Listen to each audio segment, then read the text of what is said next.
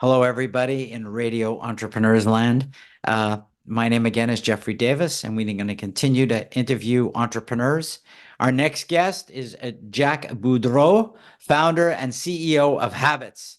Sorry, I couldn't help my little French Canadian background. Oh, I love it. The family is from French Canada too, so it's worthwhile.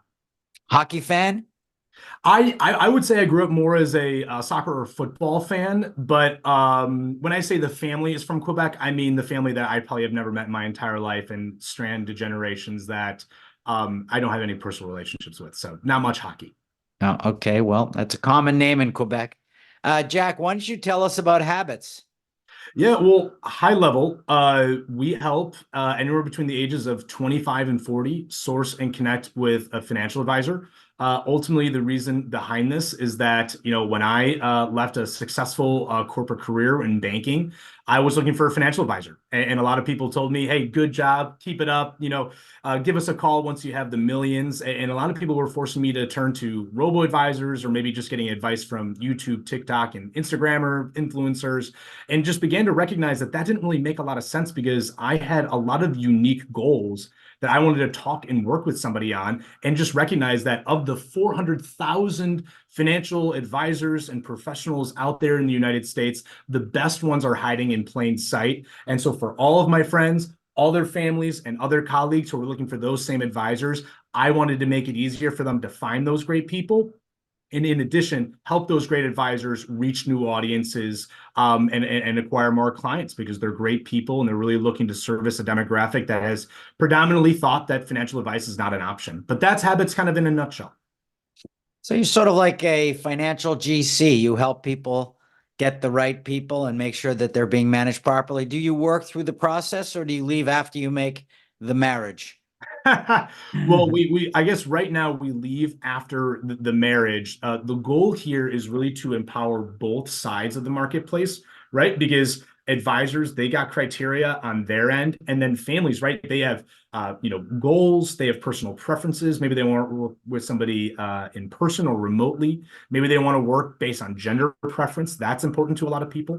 Maybe it's based on where people went to school or their like education levels. Like there's a wide array of things that come into the picture when you think about if you're a doctor, an attorney, or you work in sales. And if you're an advisor who predominantly works with younger people or works with people with sales commissions or works with people with equity incentive compensation, like these conversations get really nuanced and really specific. So really, Jeffrey, right now, what we try to facilitate is we're really optimizing the experience of these two parties, getting in front of one another and qualifying one another. And then we just try to get out of their way once they really want to start working with one another. Interesting. I do see the value of that because most of the time people are picking financial advisors. They really don't know how to do that. Is that correct?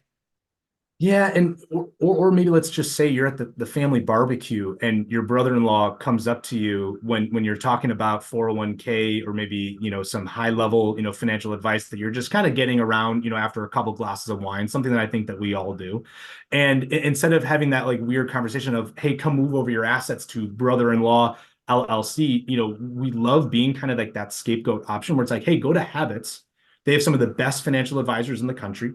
You can find the one that's best for you. And the best way about that is that we have now started to build a household name and brand with this younger generation and also within the financial advisor community with just this high quality experience, which is something that, took a lot of time and energy to put together.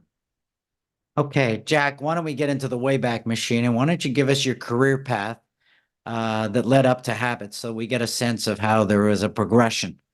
Yeah, well, I started my professional career with JP Morgan. I was an analyst there, cutting my teeth for a few years, then moved back home to Chicago, where I'm originally from and actually where I'm calling in today.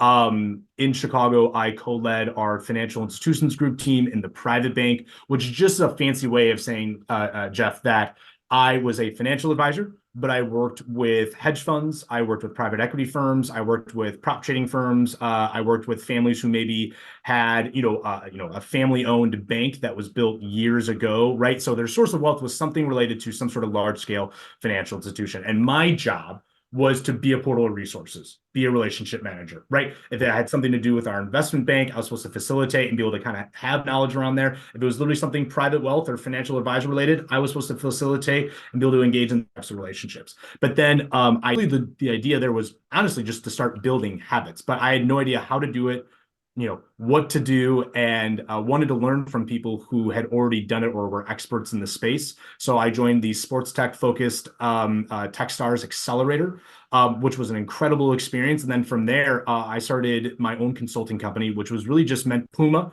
where I essentially operated as their like pseudo chief of staff for their Puma basketball division, where I was traveling the world, helping them with financial planning and accounting in a wide array of items. But it all kind of funnels down to, Jeff, was I was an entrepreneur looking to build a business and was doing whatever I could to keep food on the table so I could get this dream going. Wow. So how do you see the changes happening in the next 3 years? I know AI and different things are changing the way things are going. There's a big AI conference starting this week in the United States, maybe in Chicago too. No, it's in Las Vegas. Sorry. Well, and you also got Tech Week out in New York and Boston going on literally this week as well, which is why my travel schedule this week is a little hectic. Right. But where I see things 3 years from now, I'm also going to kind of project around like 10 years from now. I believe that the financial services space is set for massive disruption.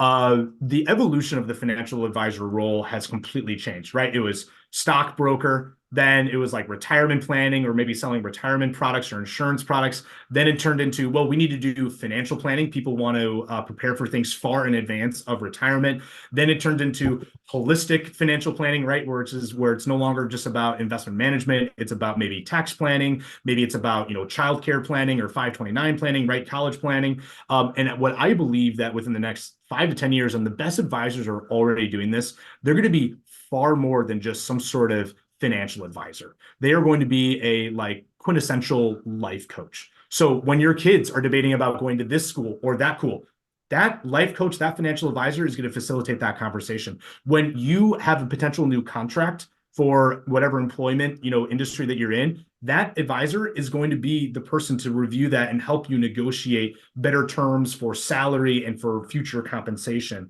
Or heck, if you and your family are deciding about, hey, maybe should we move here? Or maybe should, our wife go back to work? Like this advisor is going to be far more than anything they have been before. And I believe AI is going to be a massive catalyst in that and helping advisors do more with less time.